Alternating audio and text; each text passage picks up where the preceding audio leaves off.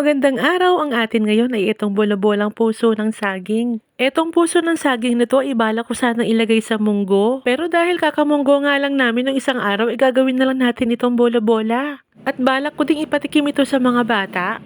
At titignan natin kung ano maging reaksyon nila. First time ko nga rin din gawin ang ganitong bola-bola ang puso ng saging. Dati ang lutong ginagawa ko dito ay yung dinakdakan o kaya adobo. Kay nanay lang naman ako nakatikim ng bola-bola talaga ng puso ng saging. Yung lasang-lasa mo talaga yung puso ng saging, hindi yung nag-overpower yung arena nito. Yung iba nga din kasi ginagawa din itong okoy pero marami ng arinang nilalagay doon. At inumpisahan ko lang ang himayin itong ating puso ng saging. Tinanggal ko yung matigas na part dyan, nasabi yun daw yung mapait. At tinanggal ko din yung talukap dyan na kulay puti na parang plastic. At pagkatapos nga natin malinis itong puso ng saging, ayan, hinugasan ko na nga ito para ilagay natin dito sa kasirola.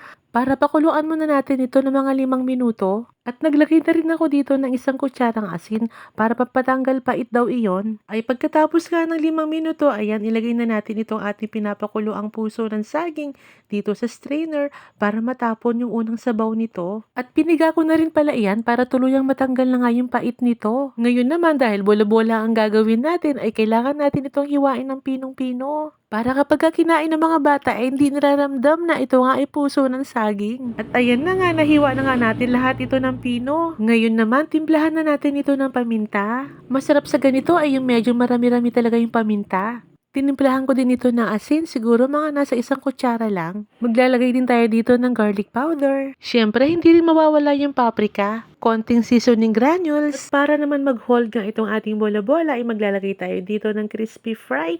Dahil konti nga lang yung crispy fry natin, na ito ilalagay naman natin ay breadcrumbs. Siyempre, hindi rin mawawala yung itlog dito. Bali, 2 itlog nga ang nilagay ko dito. At konting asukal, pampabalanse ng lasa. At maglalagay din tayo dito ng minced onion. At ngayon naman, haluin na natin ito para mag-combine all together nga yung mga ingredients na ating nilagay. At siguraduhin malinis ang iyong kamay bago mo nga gawin ito. At ayan, tapos na nga natin ito mahalo, ay set aside muna natin ito ng mga ilang minuto. At ngayon naman, umpisa na natin na magluto nito ating bola-bola ng puso ng saging. Sa ating mainit na kawali, ay naglagay lang ako dito ng 1 boting mantika. At yung ating mixture nga ay ayan, finorm ko na nga ito ng bola-bola. At nung mainit na nga yung mantika, ayan, isa-isa ko nang nilagay yung ating bola-bola. Iprito nga lang natin ito hanggat maging golden brown. At yung natira pa nating mixture ng bola-bola, ito naman, ginawa ko naman siyang patty. Para naman magkakaiba yung form nga nito ang ating bola-bola. Bola-bola sa kapati. At i-check na nga natin itong ating nilulutong bola-bola ng puso ng saging. Ayan, maganda na nga yung kulay nito. At baliktarin naman natin para maluto naman yung kabilang side nito. At lutuin nga natin ito ng mga ilang minuto hanggat same na nga yung kulay nitong ating bola-bola. And after nga ng mga ilang minuto, ayan, crispy-crispy na nga itong ating bola-bola.